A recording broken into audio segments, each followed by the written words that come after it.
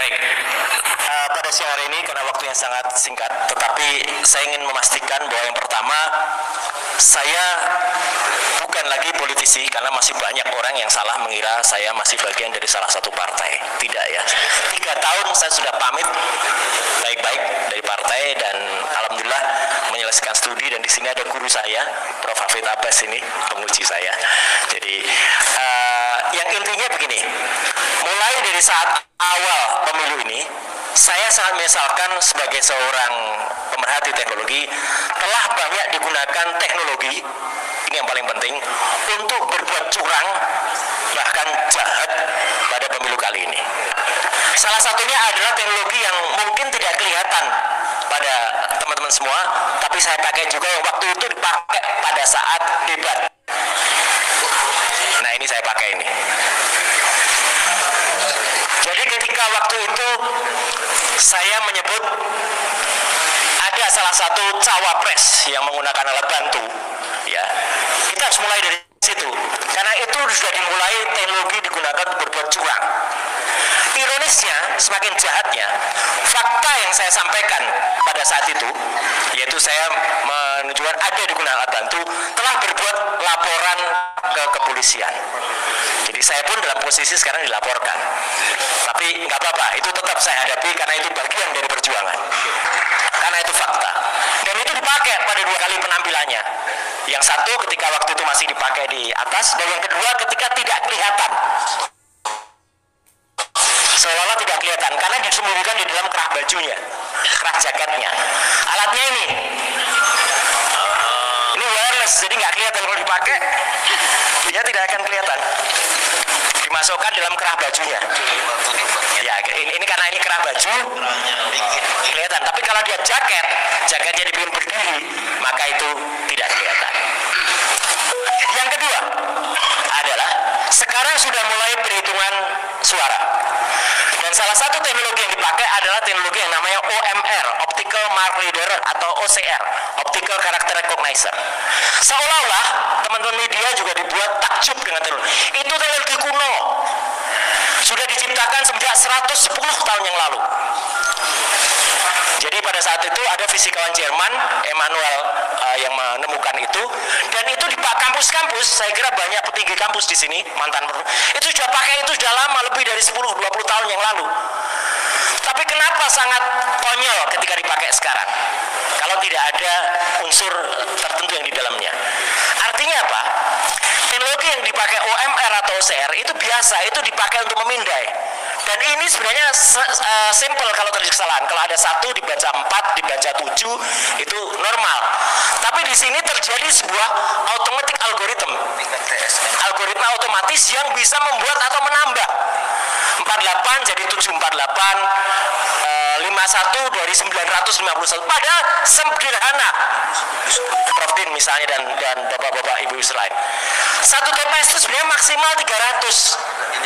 Kalau dikasih alat automatic cutter lebih dari 300 selesai sebenarnya, itu tidak dipakai. Dan di kesempatan ini dengan segala hormat saya mengajak pada salah satu kampus ternama di Bandung untuk buka suara. Karena di balik Sirekap sebenarnya ada kampus di Bandung itu yang menemukan itu Sirekap itu atau membuat itu 4 tahun yang lalu pada tahun 2020 ketika digunakan di pilkada. Salah satu tokoh penemunya sekarang menjadi wakil rektor di situ. Ayo bicara. Para peneliti, para kampus jangan diam saja. Jangan mau kampus atau institusi itu diduduk di balik ini, karena sistem yang sedang terjadi desainnya yang salah dan bukan dari kampus itu. Tapi saya merasa tergili, ini yang terakhir, 2 institusi yang sekarang ada yaitu Bawaslu dan KPU ini seolah-olah menutup mata atau menjadi pelindung dari kecurangan ini. Bahkan Bawaslu mengatakan trial and error ini biasa. Masya Allah, pemilu yang menggunakan teknologi dan 247 rakyat kita terganggu dalamnya masih dimungkinkan trial and error. Ini nah betul Pak, saya tidak sampai hati menggunakan kata sinting tadi ya, tapi itu betul. Jadi itu keterlaluan, tidak boleh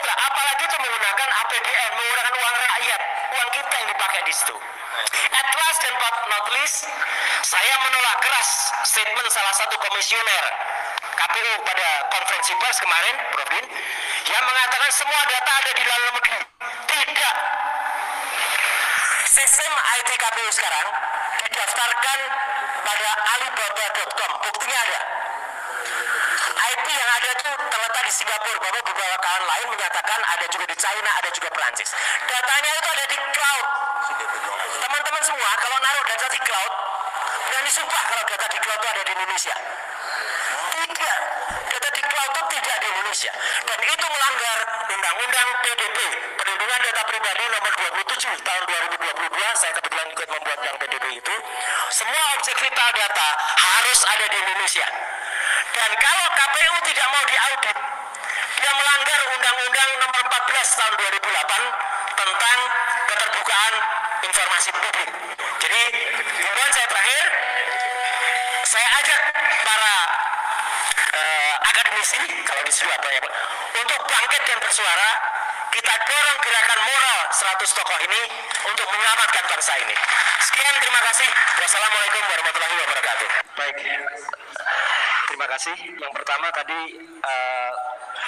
mungkin tidak sempat saya tunjukkan, tetapi artinya ketika sebelum saya menjawab pertanyaan, sebelum saya sudah sampaikan untuk bapak-bapak dan ibu-ibu semua, bahwa saya bertanggung jawab penuh atas statement bahwa pendaftaran server KPU itu tidak di Indonesia. Ya, ini buktinya ada. Saya mengakses sendiri IP-nya. Kalau nggak di Indonesia di mana? Di Singapura. Ahli lain mengatakan, Pak Egi, ada yang di Cina, ada yang di Perancis. Tapi kalau yang saya yakini 100% yakin adalah di Singapura.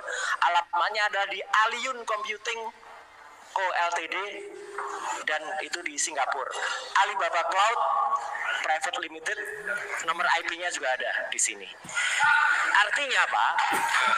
Data kita sesuai dengan Undang-Undang PDP, Pak Egi, nomor 27 tahun 2022 itu sudah diletakkan di cloud, dan cloud itu adalah bukan milik Indonesia. Ini pelanggaran penuh ini.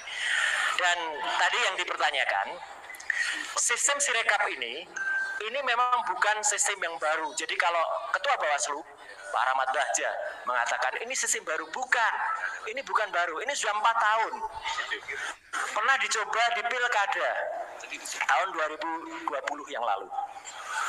Dibuat oleh teman-teman dari kampus ternama di Bandung, ITB. Ya, clear kan? Ya. Dan ITB tidak salah, makanya saya bela ITB.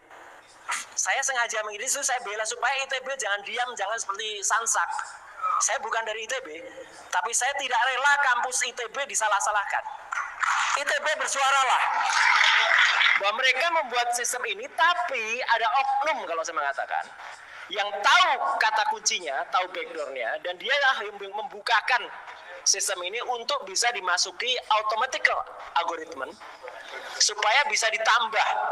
Karena itu secara teknis tidak mungkin, Prof. Din. Kalau misalnya itu manual, tidak. Ini ada penambahan yang bisa dilakukan, dan itu harus ada oknum yang menambahkan. Misalnya angka 48 jadi 748.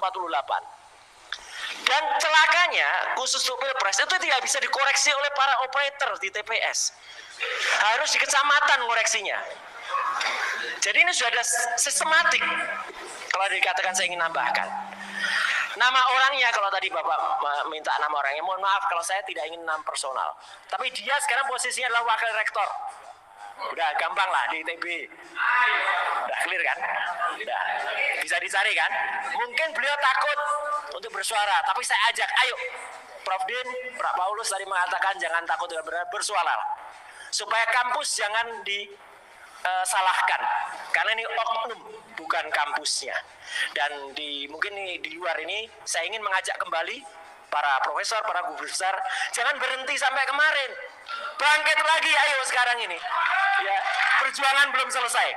Insya Allah kita akan memenangkan. Terima kasih. Terima kasih Dr. Suryo. Dengan demikian pelanggaran dan kecurangan yang terjadi tidak hanya bersifat terstruktur, sistematis dan masif, tapi juga bersengaja atau disengajai.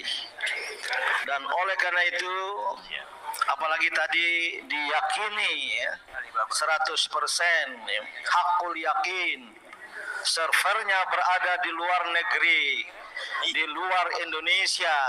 Ini bukan saja menjatuhkan kedaulatan rakyat dan kedaulatan negara, tapi kalau ada istilah lebih keras lagi, penistaan terhadap agama kita. Maaf, lupa sedikit supaya lebih clear lagi. Dulu di tahun 2020 servernya ada di Indonesia. Jadi waktu itu ITB pun bisa. Jadi kalau dikatakan apakah Indonesia mampu? Mampu kita. Iya. Tapi kenapa dengan anggaran miliaran kita sekarang malah naruh di cloud di Singapura?